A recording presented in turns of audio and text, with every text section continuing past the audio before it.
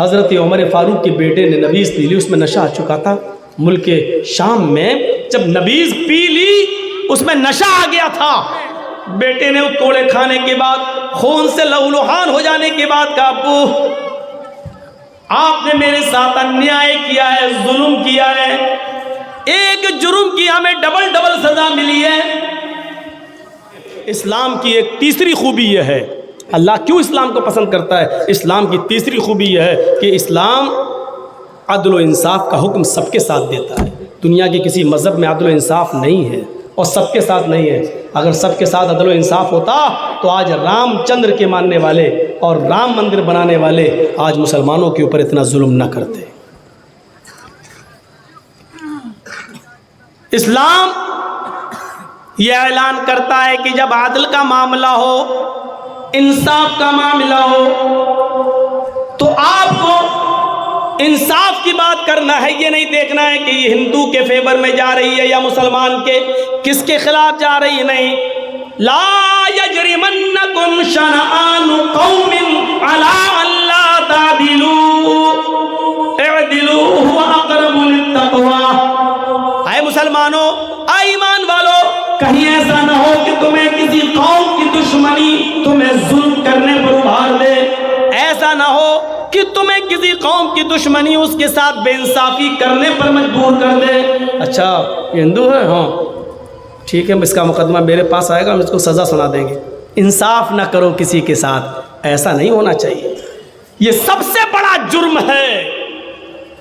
ہندو ہے لیکن حق اس کا اسی کو دو۔ مسلمان اگر غلط ہے تو مسلمان کے خلاف فیصلہ سناؤ۔ حضرت قاضی شریح کی عدالت میں جب مقدمہ دائر کیا تھا حضرت علی رضی اللہ تعالیٰ عنہ نے ایک یہودی کے سلسلے میں، جس یہودی کے پاس حضرت علی نے اپنی زرہ دے کی تھی، دونوں طرف سے دلیلیں پیش کی گئیں۔ جج کو، قاضی صاحب کو، قاضی شریح کو حضرت علی کی دلیلیں کمزور نظر آئیں۔ انہوں نے فیصلہ یہودی کے حق میں کر دیا۔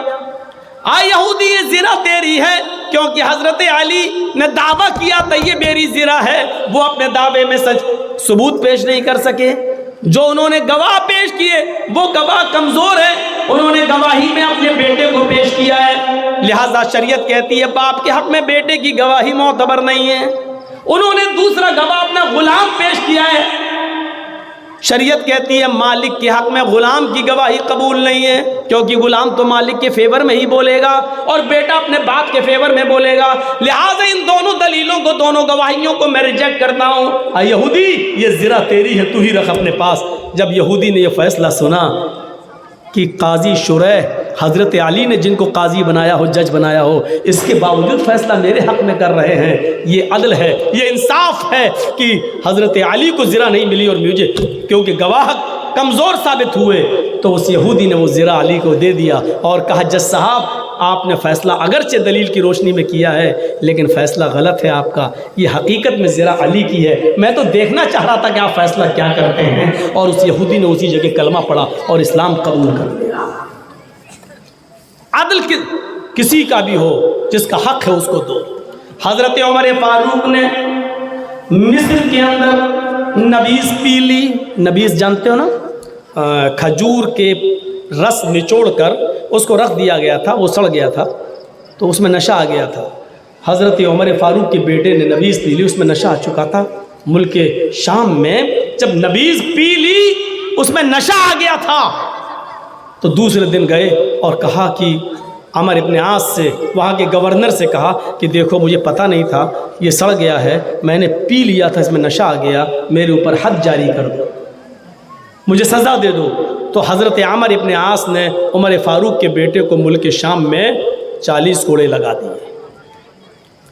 حضرت عمر فاروق کو پتہ چلا کہ میرے بیٹے نے ملک شام کے اندر اس حال میں نبیذ پی لی تھی جب اس میں نشہ آ گیا تھا، اور عمر ابن عاص نے ان کو 40 کوڑے بھی مار دیے، لیکن پھر بھی اطمینان نہیں ملا۔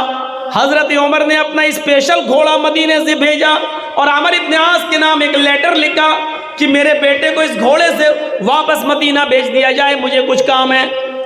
عمر ابن عاص نے عمر فاروق کے بیٹے کو لیٹر سنایا کہ آپ کے ابو نے آپ کو مدینے میں بلایا ہے اور یہ گھوڑا بھیجا ہے۔ حضرت عمر ابن عاص کا حکم سن کر اپنے بیٹے اپنے باپ کا آرڈر مان کر اس نئے گھوڑے کے اوپر بیٹھ کر حضرت عمر فاروق کا بیٹا مدینے چلا آتا ہے۔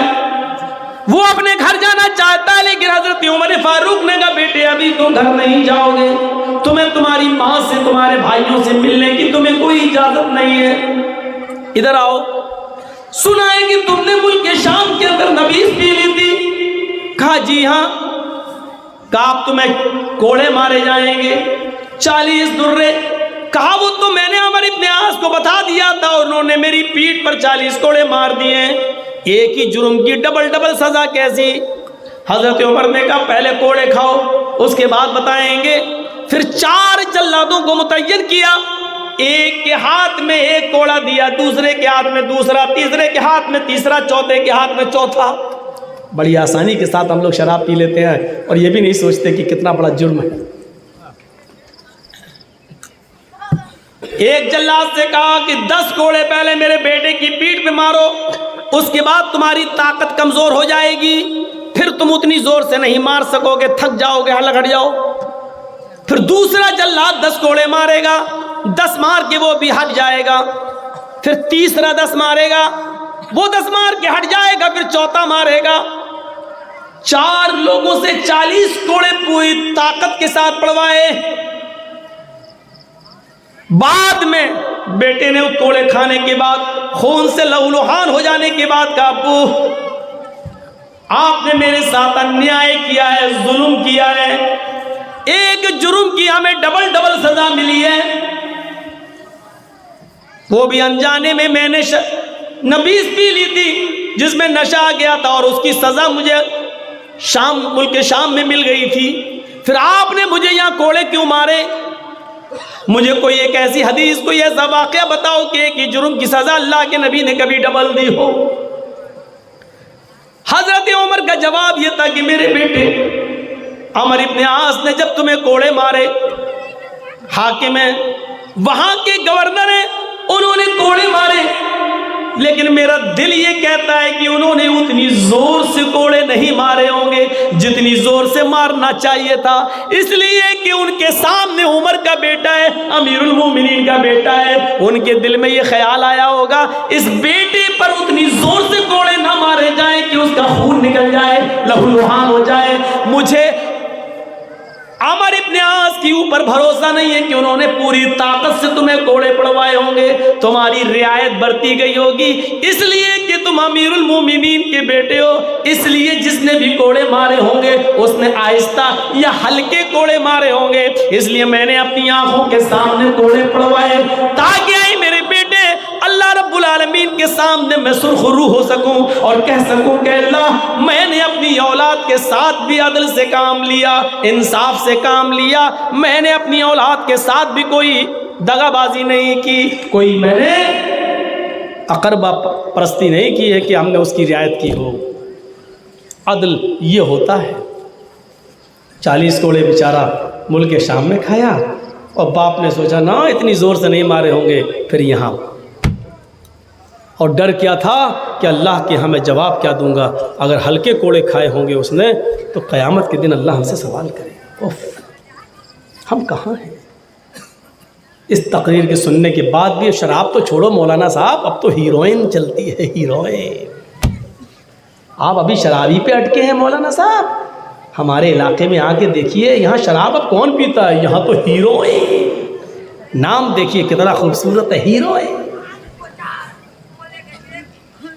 شرم آنی چاہیے، ڈرنا چاہیے اللہ کے عذاب سے۔